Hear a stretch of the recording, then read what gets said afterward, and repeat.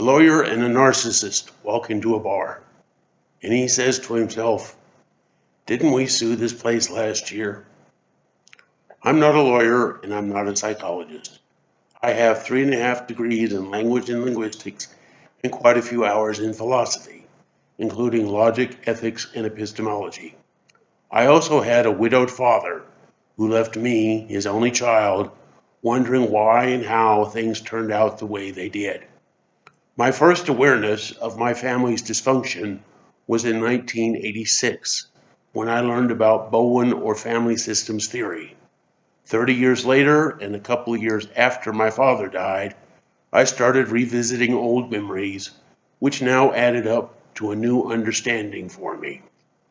In these videos, I match the general and generally accepted characteristics of NPD with specific actions and choices of my late father after my mother predeceased him and was no longer around to inquire about his plans for their only child.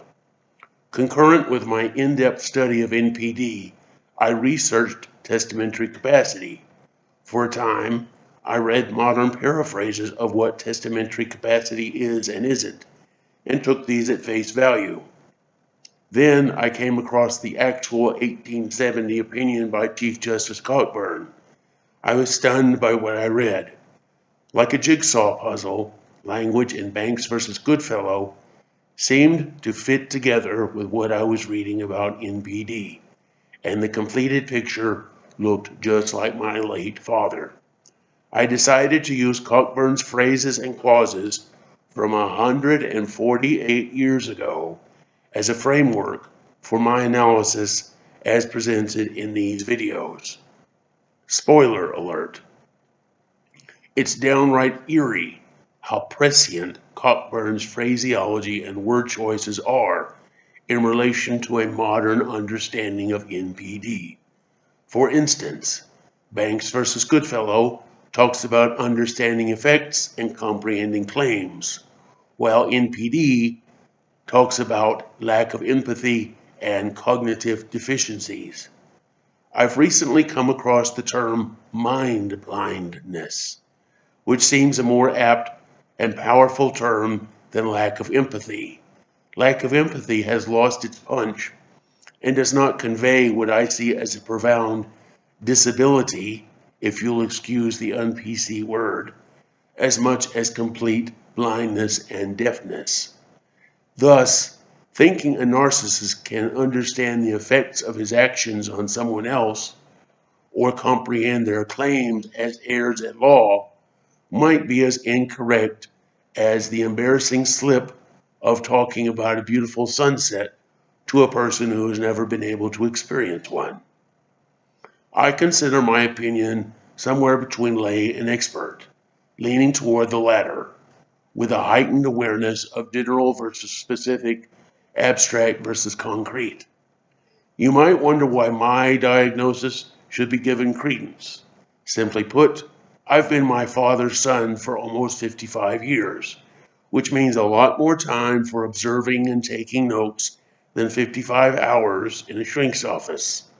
In fact, on page 235 of Malignant Self-Love, Narcissism Revisited, author Sam Vaknin writes, quote, "The reason narcissism is underreported and healing overstated is therapists are being fooled by smart narcissists.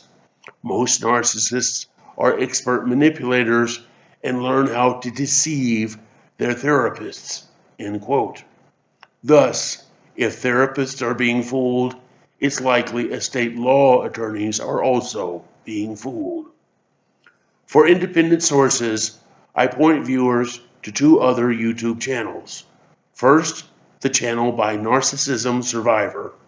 Tom is a well-informed layperson. He experienced life with a narcissist, causing him to pursue knowledge that is empirically verifiable and theoretically sound. He is also an effective communicator. It is interesting to consider that there are likely degreed counseling professionals out there who would not know a narcissist in the same room with them, while at the same time there are people who do not have a formal education in psychology or psychiatry, but who have lived their entire lives with a narcissistic parent or people with a narcissistic partner who are experienced enough to point at someone and say, I'd bet the bank that person right there is a malignant narcissist. More on this later. Second, the channel by Sam Vaknin, a self-aware, self-admitted narcissist and expert on NPD who has written the best book on malignant narcissism. Because he addresses the topic from an academic angle, I used observations from his 2016 video, Trump, Clinton, Narcissists, Experts View Nonsense, to make my connections. I also quote and paraphrase statements from his other videos, as well as ideas in videos by Narcissism Survivor. Other academically qualified experts are Dr. W. Keith Campbell of the University of Georgia and Mr. Ross Rosenberg of Illinois, who has a noteworthy YouTube channel also. Before continuing, I need to address two interrelated aspects of narcissism, which estate law attorneys helping with wills, testaments, and trusts should be aware of from the moment they sit down to discuss a client's plans. At this point in 2018, you can probably name one or two famous narcissists in the news. They are obvious and overt, but you might not so quickly see a covert narcissist. My father and his estate attorney probably met only as many times as needed to put together a standard will and trust, filling in a few blanks along the way. Not much time for even an experienced attorney to detect a pathological liar, one of Vaknin's points in the video mentioned before. Indeed, by default, don't we believe someone undertaking something as serious and solemn as a will to take care of the living after they are gone is not going to be telling lies, especially lies that will cause serious harm to their own immediate family.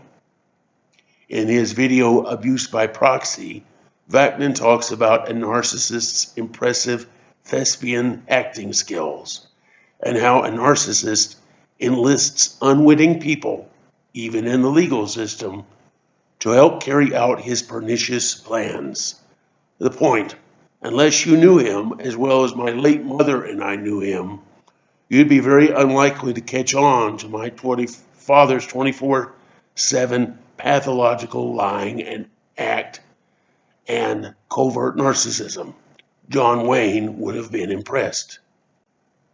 There's something else an attorney assisting with wills, testaments, or trusts should note. A widowed testator or testatrix with NPD might kick into high gear in the lying, smearing, and twisting of reality. It might be telling to consider the degree of negativity in a testator's remarks, with how difficult it would be to hypothetically check up on those strong negative statements. In my case, my mother had died 2 years before my father did his will and trust, and I was literally halfway around the world, unable to know what was going on back home behind my back. So dear old Dad could and did get away with a lot.